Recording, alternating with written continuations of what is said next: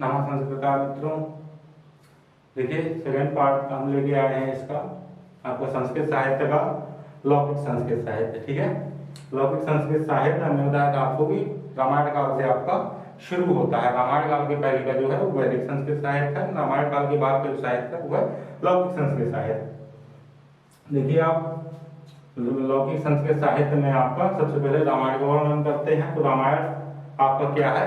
आदि काव्य है। ठीक है, रामायण आपका क्या है? आदि काव्य है। ठीक है, और वाल्मीकि जो इसके रचयिता हैं वो क्या है? आदि कवि हैं। ठीक है, इसमें प्रधान रस क्या है? इसमें करुण रस प्रधान रस। आपने देखी होगी रामायण, सभी ने देखी होगी। रामायण एक ऐसी चीज है, अच्छा जिसने नहीं देखी होगी उसने लॉकडाउन में देखी होगी। ठीक, हमारे जो प्रधानमंत्री जी हैं उनके द्वारा मनोरंजन के लिए चलवाई गई थी। ठीक है, उसका दैनिक जीवन में भी काफी इफेक्ट हुआ। जो नास्तिक लोग थे वो आस्तिक लोग भी बन गए। ठीक है, तो वाल्मीकि हमारे आदि कवि हैं। इसमें करुण रस प्रधान है पूरी रामायण में। ठीक है, क्योंकि करुण रस इसलिए है क्योंकि पहले वनवास हुआ, फिर सीता हरण हुआ, फिर रावण वध हुआ तो लंका में है ना शोक, तो इसलिए करुण रस प्रधान है। अब देखिए श्लोक की बात करते हैं तो इसमें 24,000 श्लोक हैं। कितने? 24,000। ठीक है, 24,000।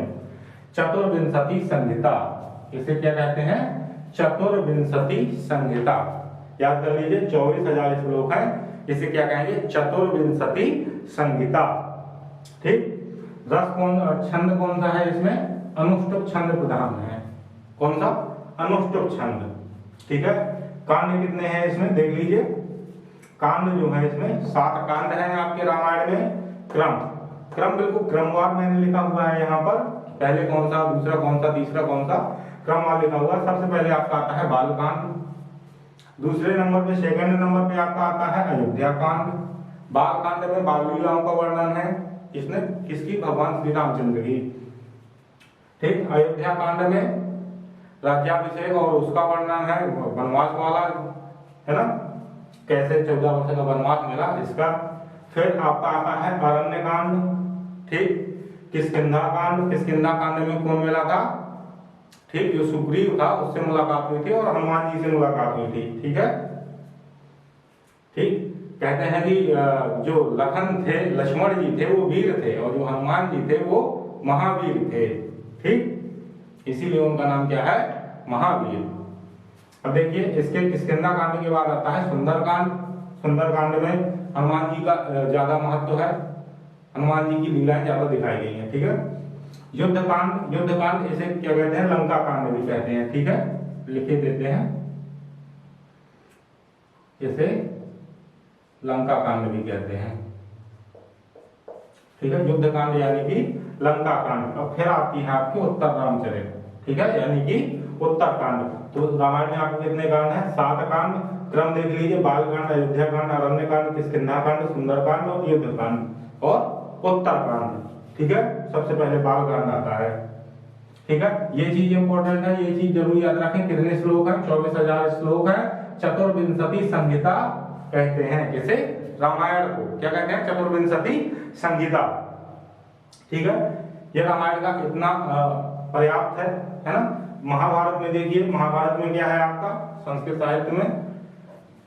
महाभारत का जो प्रधान रस है वो है शांत रस। अच्छा, नाम में देखिए कितना वो है, नाम है महाभारत। कहते हैं घरों में क्या हो रही है? महाभारत। जब 2 लोग रहते हैं एक कमरे में, लड़ाई हो जाती है ना। बोले किसी की नई शादी हुई और लड़ाई हो गई है ना, तो क्या हो जाती है? बोले घर में यार महाभारत हमारे हो रही है ना। वो वाली महाभारत नहीं है ये, इसमें भी युद्ध हुआ था, लेकिन अच्छा ये भी पारिवारिक विवाद के कारण हुआ था। ठीक है, महाभारत। देखिए महाभारत नाम है सिर्फ महाभारत, लड़ाई झगड़ा है ना। तो देखिए इसमें प्रधान रस क्या है? शांत रस है। इसमें लड़ाई जरूर हुई थी, युद्ध जरूर हुआ था, लेकिन इसका प्रधान रस क्या है? शांत रस। अब देखिए श्लोक इसमें कितने हैं? 1,00,000 श्लोक हैं। ठीक, सबसे बड़ा ग्रंथ है ये, सबसे बड़ा ग्रंथ, जिसमें क्या है? 1,00,000 श्लोक हैं। सत सहस्त्री संहिता, इसे क्या कहते हैं? सत सहस्त्री संहिता।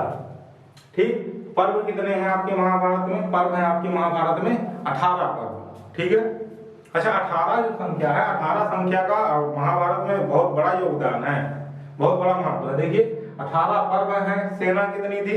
18 अक्षौहिणी सेना थी, ठीक।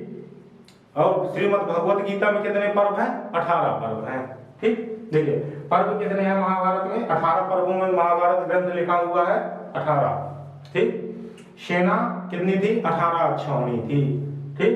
11 कौरवों की और 7 अक्षौहिणी पांडवों की। 18 पर्वों में महत्वपूर्ण पर्व देख लीजिए कौन कौन सा है। पर्वों के नाम पूछ लेता है कि कौन सा पर्व क्या है, ठीक है, या कौन से पर्व में क्या है, ठीक है। देखिए आदि पर्व पहला इंपॉर्टेंट पर्व, सबसे पहला पर्व जो है वो है आदि पर्व। आदि पर्व में क्या लिखा गया है आपका? अभिज्ञान शकुंतलम। किसके द्वारा लिखा गया है? कालिदास द्वारा, ठीक। जो आपके महाकवि कालिदास थे उनके द्वारा लिखा गया है आपका अभिज्ञान शकुंतलम। फिर दूसरा आता है सभा पर्व। सभा पर्व में शिशुपाल वधम, ठीक, शिशुपाल वधम लिखा गया है किसके द्वारा? 20 सर्व। शिशुपाल वधम क्या है? 20 सर्वों का महाकाव्य है, ठीक। और श्री माघ इसके क्या है? लेखा है। इनको एक उपाधि दी गई थी, कौन सी? घंटा माघ की। देखिए ये चीज इंपॉर्टेंट है, ये चीज श्री माघ द्वारा लिखा गया है, 20 सर्वों का महाकाव्य है, श्री माघ ने लिखा है, उपाधि थी इनकी घंटा माघ। फिर आता है वन पर्व। वन पर्व जब कौरवों को और पांडवों को वनवास दिया गया था, ठीक है। शिशुपाल वधम जो है, शिशुपाल का वध हुआ था सभा में। श्री कृष्ण ने अपने छात्र के द्वारा क्या किया था? उसका सरकार दिया था। वन पर्व में देखिए, वन पर्व में देखिए किरातार्जुनीयम और नैषधीय चरितम दो लिखे गए हैं। किरातार्जुनीयम क्या है आपका? 18 सर्वों का महाकाव्य है, और नैषधीय चरितम जो है वो 22 सर्वों का क्या है? महाकाव्य है, ठीक है। तो 18 सर्वों का महाकाव्य किरातार्जुनीयम किसने लिखा है? श्री भारवी ने। और नैषधीय चरितम जो 22 सर्वों का महाकाव्य किसने लिखा है? श्री हर्ष ने, ठीक है। फिर बात करते हैं, चौथा है आपका श्री भीष्म पर्व, ठीक। अच्छा ये पर्व इंपॉर्टेंट है, बहुत इंपॉर्टेंट है, क्योंकि इसमें लिखी गई है आपकी श्रीमद् भगवत गीता। अच्छा हमारे भारत में जो है ना श्रीमद् भगवत गीता का बहुत ही योगदान है, बहुत ही बड़ा महत्व है, एक अपना अलग महत्व है भगवत गीता का, ठीक है। तो देखिए श्रीमद् भगवत गीता, इसमें 700 श्लोक हैं। श्रीमद् भगवत गीता किसने कही है? भगवान श्री कृष्ण ने, ठीक। 700 श्लोक है इसमें, और शांत रस प्रधान रस है इसका, ठीक। और इसमें कितने अध्याय हैं? 18 अध्याय हैं, ठीक है। अब देखिए पांडवों को वनवास कितने वर्ष का हुआ था? तो 12 वर्ष का वनवास हुआ था, 1 वर्ष का अज्ञातवास हुआ था, इसलिए मैंने यहाँ पर लिखा है 12 और 1, ठीक, बराबर कितना? 13 वर्ष। यदि ऑप्शन में आता है कि 12 तो 12 कर दीजिएगा, यदि आता है 13 तो 13 कर दीजिएगा, ठीक। क्योंकि 12 वर्ष का वनवास हुआ था, 1 वर्ष का अज्ञातवास हुआ था। हो सकता है दोनों चीजें पूछ ले, वो चीज इंपॉर्टेंट नहीं है, आप ध्यान दीजिएगा। 12 + 1 12 वर्षों का वनवास, 1 वर्ष का अज्ञातवास। अब देखते हैं महाभारत के अन्य नाम। महाभारत के अन्य नाम भी है, तो देखिए सबसे पहला जो नाम था वो था जय संहिता। और जय संहिता में श्लोकों की संख्या कितनी थी? 8800, ठीक। कितने थे? लिख देते हैं यहाँ पर श्लोक, यहाँ भी श्लोक और यहाँ भी श्लोक, ठीक। देखिए जय संहिता में आपके श्लोकों की संख्या कितनी थी? 8800। भारत संहिता जब नाम हुआ तो श्लोकों की संख्या कितनी हुई?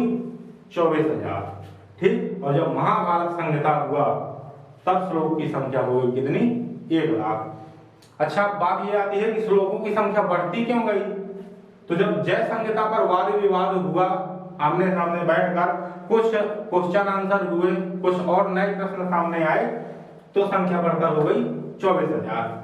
अच्छा दोबारा वाद विवाद हुआ, फिर बढ़कर संख्या कितनी हो गई? 1 लाख, ठीक। ये आपका महाभारत है। इसके बाद हम क्या पढ़ेंगे? श्रीमद् भगवत गीता, जो कि इंपॉर्टेंट है, जो कि संस्कृत साहित्य का, आपका लौकिक संस्कृत साहित्य का हिस्सा है, ठीक। तब तक के लिए धन्यवाद।